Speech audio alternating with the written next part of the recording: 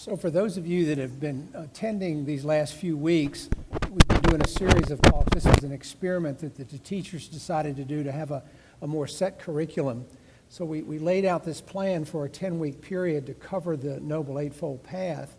It was 10 weeks because Sharon, the first night, just talked in an overview about the Four Noble Truths in the Eightfold Path. And then the 10th night, 2 weeks from tonight, we'll have a panel to sort of look at everything in toto and also to have questions and comments from you folks. So if you have questions in the meantime, you can email them to me. My email's on the website, or to Sharon if you have her email, and we'll start to collect those and get them together.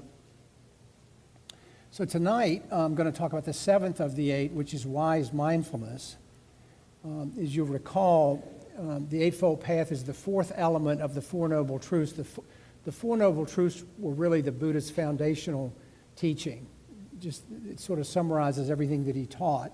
And you'll recall that the first of the Four Noble Truths is the truth of suffering, that suffering exists. The second is the truth of the cause of suffering, and there he talks about clinging and grasping. The third being the truth of the end of suffering, and the fourth noble truth is the truth, the path out of suffering, really the truth of the path. He gives us a roadmap for how to achieve the alleviation of suffering in our lives. You'll sometimes see these translated or written as right mindfulness, right speech. I prefer the term wise. I think right sounds a little dogmatic. So I'm going to use wise as opposed to right, but you'll see it written both ways in the literature. What we decided to do was each week review the prior weeks for those folks that either haven't been here every time or are new or have missed some of the meetings. So the first night, as I said, Sharon gave an overview. The second week, Pat talked about wise view. And there are two of the Eightfold Path that are called the wisdom factors. And wise view is the first one. And it's first because it really has to do with how we look at the rest of the aspects of the Eightfold Path, the other factors. And it really is about having that clarity of vision and that clarity of understanding so that we can see our way along the path. So I think the Buddha probably purposefully taught it first as just a means of saying, we got to start with wise view. We've got to get some stuff out of the way so we can see our way along the rest of the path. Wise intention was the second that Sharon taught some weeks ago, and this really comes out of wise view, and it talks about our internal alignment. It's also a wisdom factor. How do we align our inner life to be consistent with this path? And the Buddha, when he talked about wise intention, he identified three components. The first being the intention of renunciation, by which he meant the endless pursuit of desires and needs and wants. The second being the intention of goodwill, to sort of open the heart and replace animosity or ill will. And the third, harmlessness, do no harm, was the third aspect of wise intention. So he's starting to sort of build a path here. And I should say at the outset that these all overlap they're not discrete categories. They all are overlapping and form a whole picture, but we deal with them separately just as a way of organizing them and making some sense out of them. Susan Stone talked about the following week about wise speech. And wise speech is one of the ethical factors, as is wise action and wise livelihood. But here the Buddha is talking about abstinence from false speech, in other words, not lying, abstinence from slanderous speech, speaking ill of others, speaking in a way that is divisive, harmful to other people, that doesn't promote harmony, abstinence from harsh speech, angry or bitter speech, and then abstinence from idle chatter and gossip. So those were the four categories of wise speech. Just bear with me while I go through this, and then we'll get into tonight's topic. Hugh Byrne was here and talked about wise action, another one of the ethical factors. This has to do with our actions, our physical actions. And here there are three aspects. Abstinence from the destruction of life, abstaining from killing other beings, abstinence from taking what is not given, basically abstinence from stealing, and abstinence from sexual misconduct. Interestingly, those three make up 5 of the precepts. Those of you that have been doing the precepts course, the other 2 precepts being intoxicants and lying, false speech. But under wise action, he puts the three precepts that have to do with killing, stealing, and sexual misconduct. Sharon then talked about wise livelihood, and this has to do with how we make our living, how do we support ourselves, how do we get by in the world. And the fundamental teaching here is a job which does no harm or causes suffering to others, self or others. And the Buddha said that we should pursue a discipline or an activity which earns our living in an honest, harmless, and peaceful way. And he gave 5 specific occupations which we should avoid. I think Sharon spoke to these, but it was dealing in flesh, such as a butcher, dealing in poisons, dealing in weapons and arms, dealing in slave trade or prostitution, and then dealing in intoxicants such as alcohol or drugs. And then he goes on with some others: deceitfulness, hypocrisy, trickery, and so forth. Last week, Teresa talked about wise effort, the 6th factor, and that comes under the grouping of the concentration factors. And this had to do, if you were here last week, you recall she spoke about different mind states that we want to prevent unwholesome states from arising. If they haven't arisen, we want to stop them from coming up. If they've already arisen, if unwholesome states have already arisen, we want to abandon them. We want to try to purge ourselves of them. We want to cultivate or develop wholesome states. And then we want to strengthen and cultivate existing wholesome states. So again, it has to do with both preventing what he calls unwholesome states in terms of effort and developing more wholesome states. We're going to talk tonight about wise mindfulness, and then next week Pat will finish up with a wise concentration.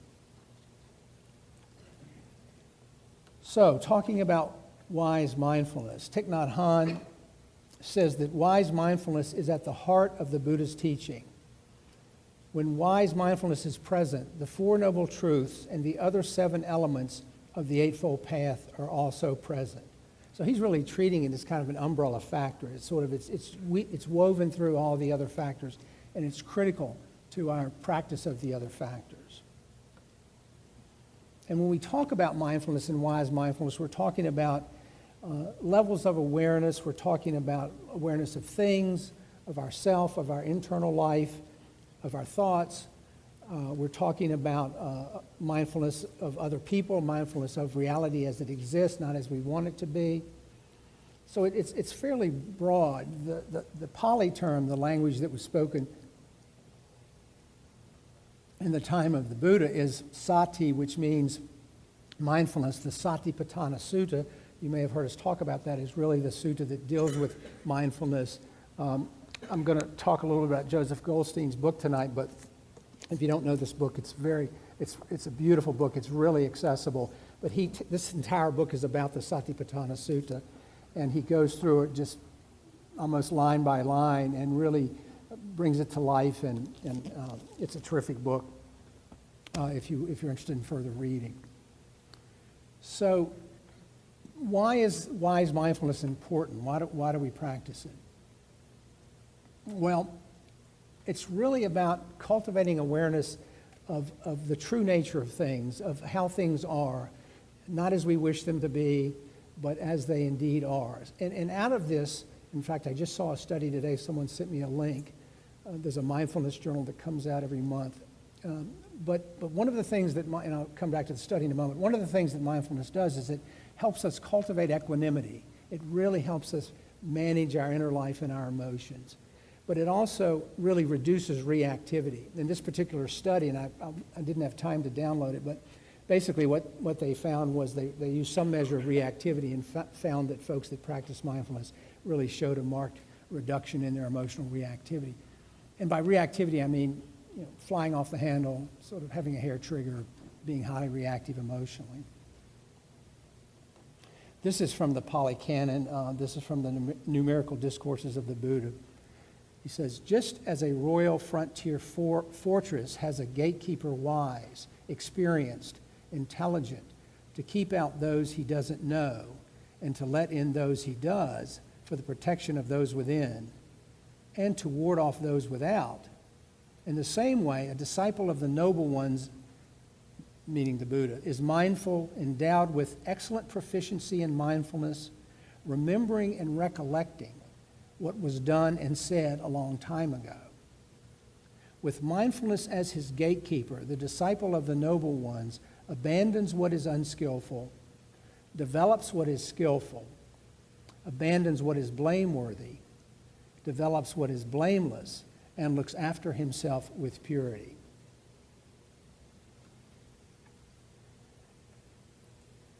So often you'll hear mindfulness or wise mindfulness defined as just bare attention, non-interfering awareness. And there we're talking about a quality where we can cultivate a mind state which helps us on the path, which helps us with all the other factors of the Noble Eightfold Path. And it's really, in one sense, pulling in, using mindfulness to increase our capacity for wise view so that we can remove and see and remove those barriers on our path to awakening. It's really about cultivating a state which advances us on that path. So if you go to the Satipatthana Sutta, what he says is that there are 4 foundations of mindfulness that the Buddha taught in that sutta. And what's interesting to me about that is that in nowhere in there does he talk about how to meditate. He talks about it in other parts of the Pali Canon. But in the Sutta on mindfulness, he does not talk about how to meditate. He assumes, I think, going in that we already know how to do that. What he talks about instead is the focus of our mindfulness. Where should we be focusing our practice in our mindfulness? And there he gives 4 foundations of mindfulness. And these are the areas where he says we really need to cultivate this capacity for non-judgmental awareness. The first is contemplation of the body. And we've talked a lot here about how the Buddha always starts with the body. I mean, that's sort of the beginning point. That's really where we want to first put our emphasis and our focus. And when he talks about contemplation of the body, and he talks about wise mindfulness in terms of the body, he's talking about breathing, mindfulness of the breath, postures, how we carry ourselves, clear comprehension. He gets into talking about repulsiveness of the body. This has to do with impermanence and decay and death, material elements, earth, wind, fire, and water. And then he has what are called the 9 cemetery contemplations. The monks in Asia will go out and just sit with a decaying body just to be reminded of impermanence. And he builds that into the Pali Canon. The second foundation of mindfulness is contemplation of feelings. And here he's not talking about emotions. He's talking about feeling tones. And we talk about this a lot, and it has to do with every experience is either pleasant, unpleasant, or neutral. So when he talks about contemplation of feelings, he's talking about an awareness, is this experience pleasant? Is this experience unpleasant, or is it neutral? That anything and everything we do can be put into one of those 3 categories. The third foundation of mindfulness is contemplation of what he calls the mind states.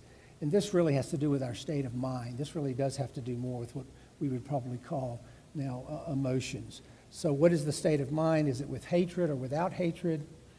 With delusion or without delusion? Distracted, concentrated, scattered? These kinds of mind states that he thinks we need to bring mindfulness to begin to sort of tame those ones that are unproductive. And then the last is the contemplation of the dharmas. That's the 4th foundation of mindfulness. There are 5 categories there. They're fairly esoteric, and I'm not going to get into them tonight because they'll take us off in another direction. But 2 of those 5 categories I think are worth mentioning because we hear about them a lot in other contexts. The first of those five, the first one I'll talk about is the 5 hindrances. They come under contemplation of the dharmas. Greed, aversion, restlessness and worry, doubt, and sloth and torpor, fatigue, low energy. So the 5 hindrances show up here also. They show up elsewhere in the canon, but they show up here under contemplation of the dharmas. And then the other one I'll mention of the 5 is the 4 Noble Truths. So those also show up there.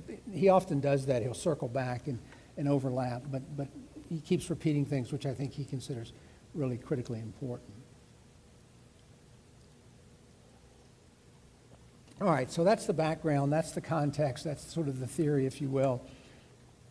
So let's talk about this wise mindfulness on a practical level. How does it impact our day-to-day lives? I mean, that's really what's important, because it's the Buddha does a wonderful job of giving us these roadmaps of how to bring this stuff into our day-to-day lives in a way that can reduce our suffering. So this notion of wise mindfulness, as I've said, is really about present moment awareness, present moment clarity. When we're sitting on the cushion or on the chair, we always want to be coming back to this moment right here, right now. And that's what he's talking about, not just when we're on the cushion, but in our day-to-day lives, that we try to bring that present moment awareness and that clarity to everything that we do and everything that we encounter. Some of you we had our spring retreat in May last month, a few weeks ago, and some of you were there, and it was, as any of you that have been to Serenity Ridge know, it's just a beautiful setting, it's quiet, it's serene, it's just a wonderful place for a retreat. And I was thinking about that as I was writing the talk, because one morning we had a lot of rain that week, but we also had a couple really beautiful days.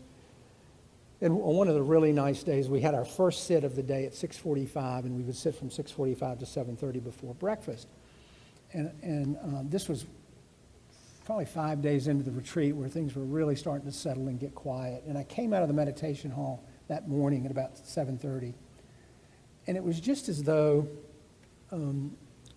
everything was just in super technicolor. I mean, I just looked around, and everything was so clear and so beautiful. It was just this experience of awe.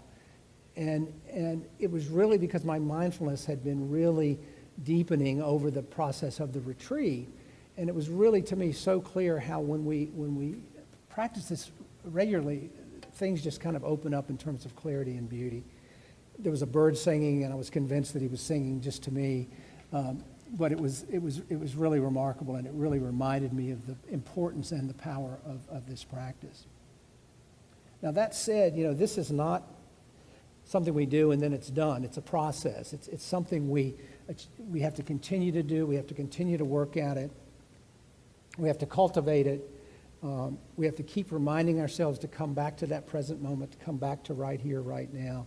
Not just when we're sitting in formal meditation, but when we're in the car or when we're taking a shower or whatever. And that's the challenge, is off the cushion, to bring this mindfulness continually back again and again. Some of you know that my favorite poet is Mary Oliver, and this is a poem from her book, Dog Songs. She's a real dog person, as you may know, and I think it really illustrates this issue of mindfulness. It's called Holding On to Benjamin. She says, "No use to tell him that he and the raccoon are brothers. You have your soft ideas about nature, he has others, and they are full of his white teeth and lips that curl, sometimes horribly. You love this earnest dog, but you also admire the raccoon. And Lord help you in your place of hope and improbables. To the black-masked gray one, run, you say, and just as urgently to the dog, stay. And he won't or he will, depending on more things than I could name. He's sure he's wise, and you, so tangled in your mind, are wrong. Though patient and pacific, and you are downcast, and it's his eyes, not yours, that are clear and wise. It's his eyes, not yours, that are clear and wise." There's that kind of mindfulness. This time she's attributing it to the dog. But when I was reading that, I was reminded that dogs really do live in the present moment, those of you that have dogs. They're mindful of their setting. They respond accordingly to that setting. I have a 9-year-old rescued dog, and I take her out. We live in a condo, so I have to take her out 4 or 5 times a day. Can't just dump her in the backyard. And on a leash, and she's fine, and she's smelling. But if a squirrel shows up, she's like shot out of a cannon, and it is so immediate and so fully mindful. She practically pulls my arm out of the socket. But it's so interesting just to see how they are with being so mindful about, this is time to eat, this is the time to go to the bathroom, this is a time to chase the squirrel. So this wise mindfulness that we're talking about, it has a purpose and it has a function. It's an active, volitional process. It's not just spacing out. It's not taking ourselves out of life. It's really getting into life with greater clarity. In our tradition, we call this meditation vipassana, and that's the Pali word for insight. That's one translation. And by insight, what we're talking about is not, I figured out, what happened to me 20 years ago. It's having to do with seeing things as they are clearly. Not as we wish them to be, not as we want them to be, but how things really are, seeing the truth of that, both internally and externally in terms of our world. For example, seeing that things are impermanent. We really rail against that sometimes. We don't want to acknowledge impermanence. Seeing that things are unsatisfactory and why they're unsatisfactory, dukkha that we talk about, and then that they're impersonal, that there's no stable fundamental I or me. We push back against that stuff. We do not want to accept things as they really are. Some of you know Bhante Gunaratna, who is the Sri Lankan monk that has a monastery in West Virginia. He's probably in his mid-80s now, still teaching. I think he went into the monastery when he was 12, so he's probably been meditating for 70 some odd years. But one of his several books, and it's really a wonderful book, is Mindfulness in Plain English. And he says in that book, his jumping off premise is that mindfulness is, again, non-judgmental awareness. That we can't fully examine something if we're busy rejecting it or holding on to it. So if we're busy rejecting something that we don't want or clinging to something we do, that is not non-judgmental awareness. That is skewed awareness. It's not the reality of things. It's as we want them to be, as we cling to them or push them away. The payoff with seeing things as they really are, the payoff with wise mindfulness is that we feel connected to our experience right here in this moment. It's as things are, we accept that, and what that allows us to do is just kind of relax into it, just accept, here I am, this is the way things are, even if it's not how I want them to be.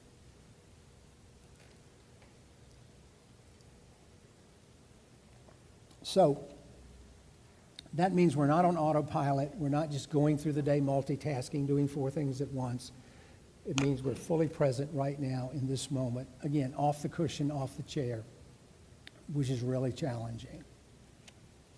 Bhante also says that the qualities of curiosity and interest really help this, because if we're making an inquiry about what's the reality of this moment, this situation right now, that curious mind, what some of the Zen folks call the beginner's mind, is always go in with that sort of childlike naivete, like, what is this? What's going on really at this moment?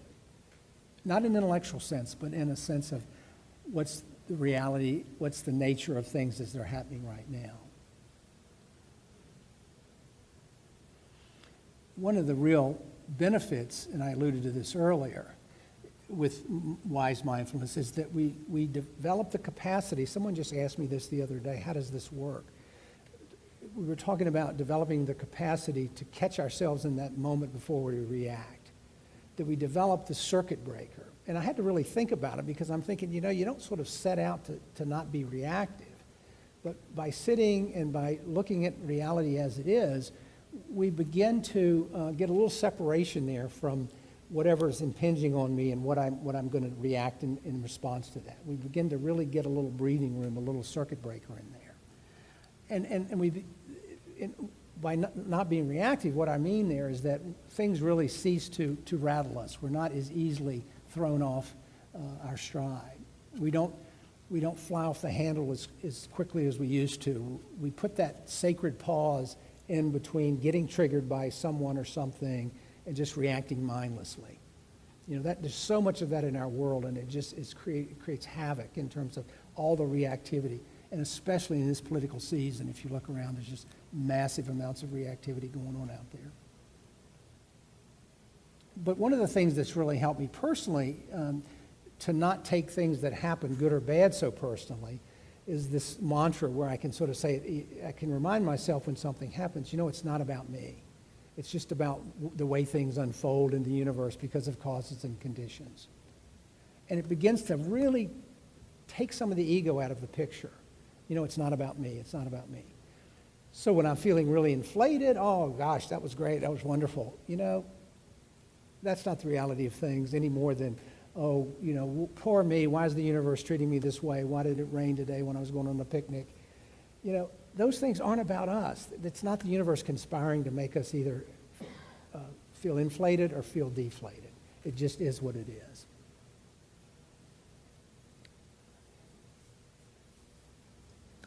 And so we begin to really care about what's going on around us because we have a clarity, we have a new way of looking at it and a new way of experiencing it. And there comes the equanimity following from that. We lower the reactivity, and what's the effect? There's equanimity. There's less of a physical, emotional reaction to these things that trigger us. We begin to develop greater discernment. We begin to develop wisdom.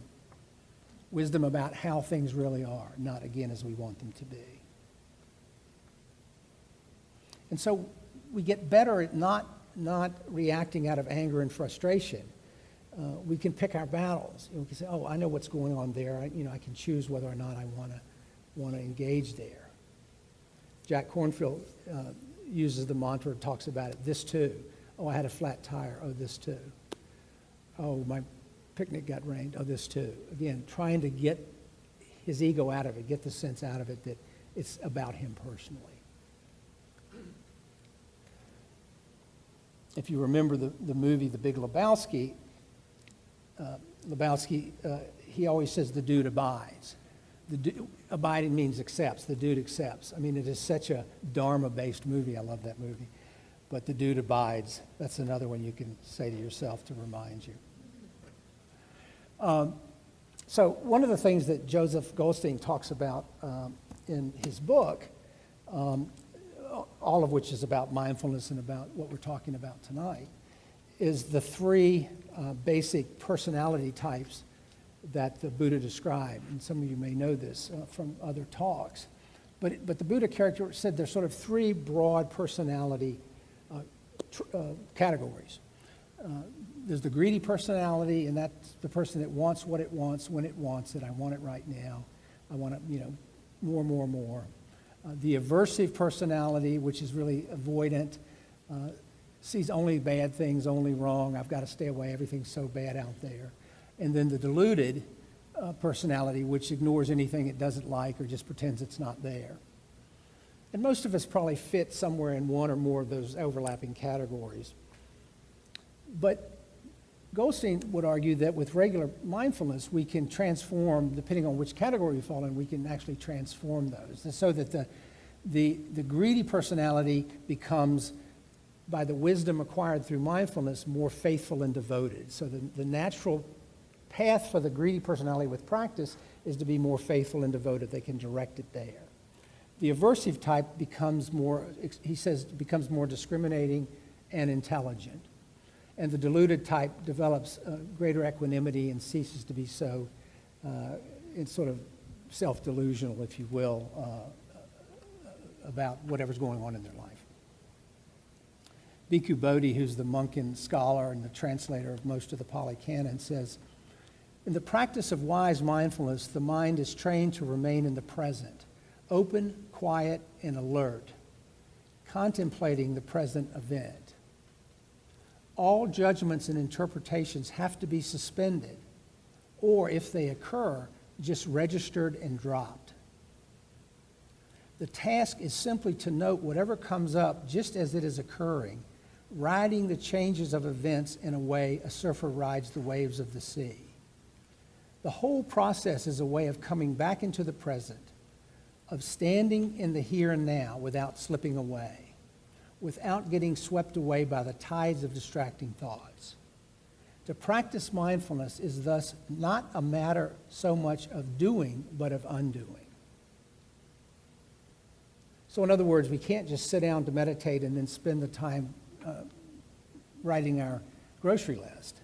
You know, it's an engaged, active process. And when the mind wanders, we have to keep coming back to that breath or to that anchor point. So it's hard work. I mean, it requires a commitment on our part to do this practice.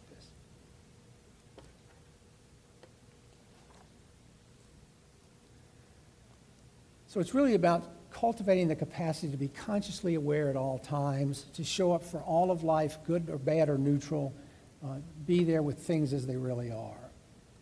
Pat talks a lot about the ethical component, that without the ethical underpinning, none of this makes any sense. And it's no less true for wise mindfulness.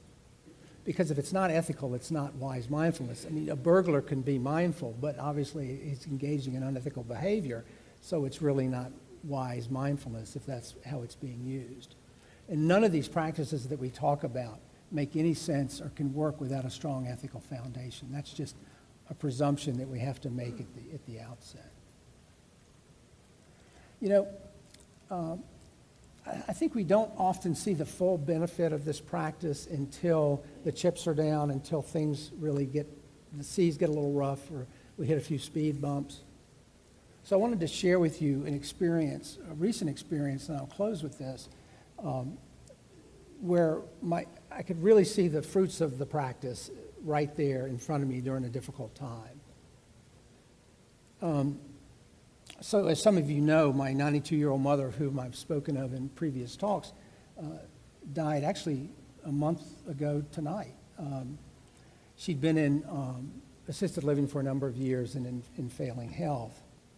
And because of her upbringing, her conditioning, and the causes and conditions in her life, she grew up in the Deep South. She had a very privileged and entitled upbringing.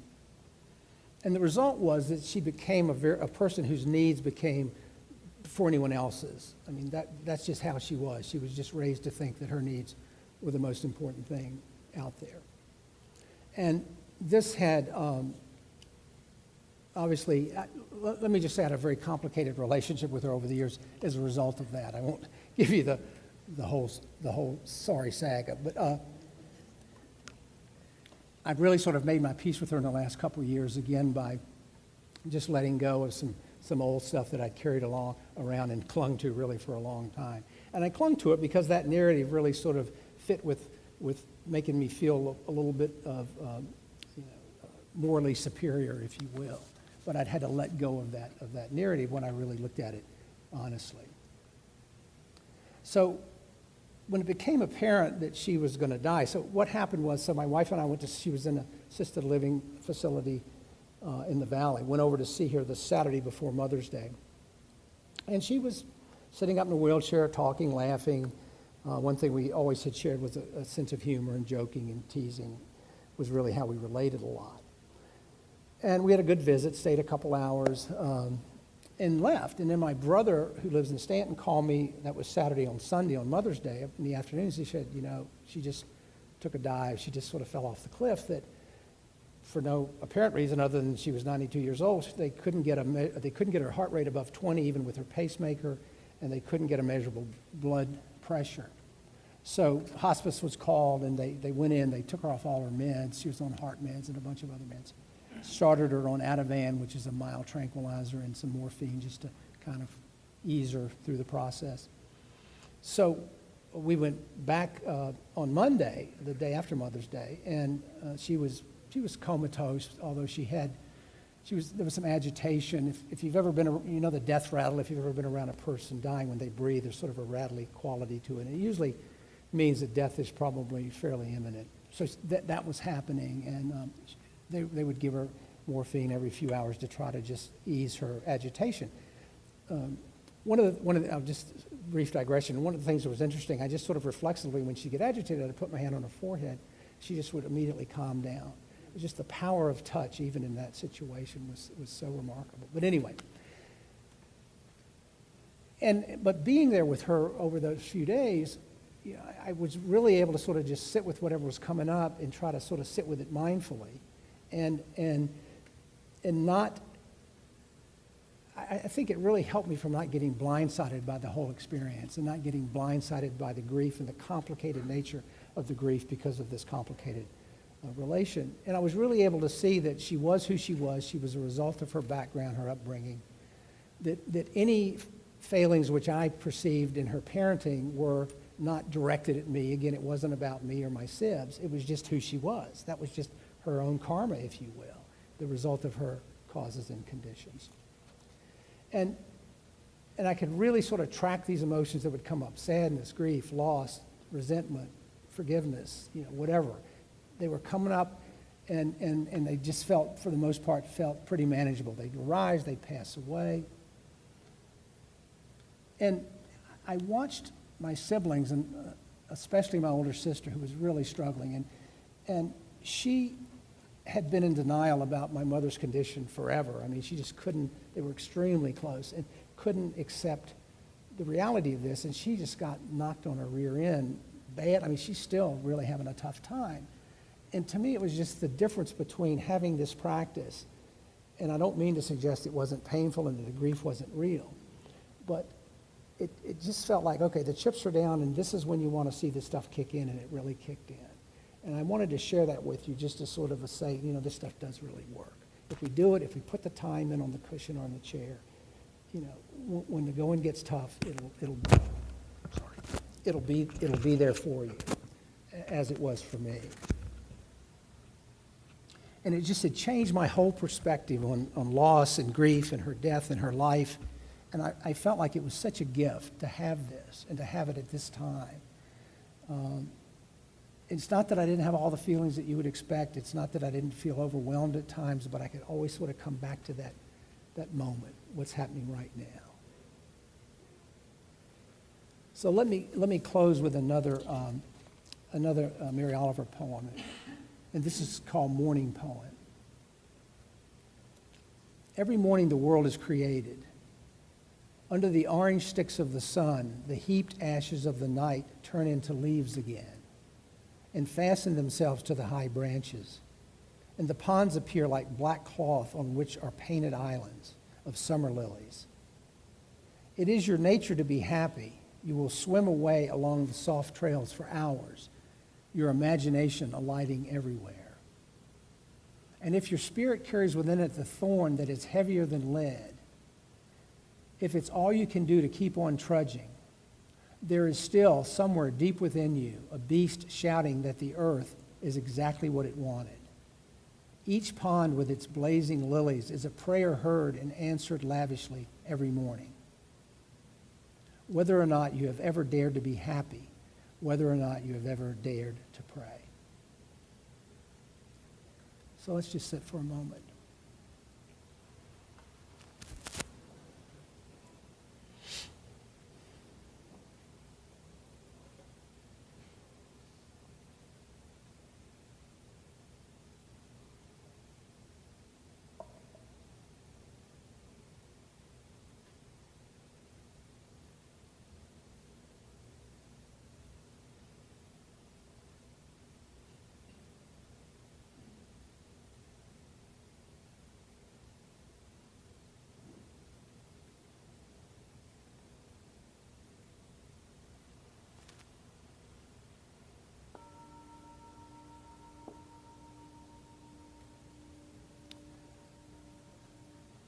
So thank you for your time and attention.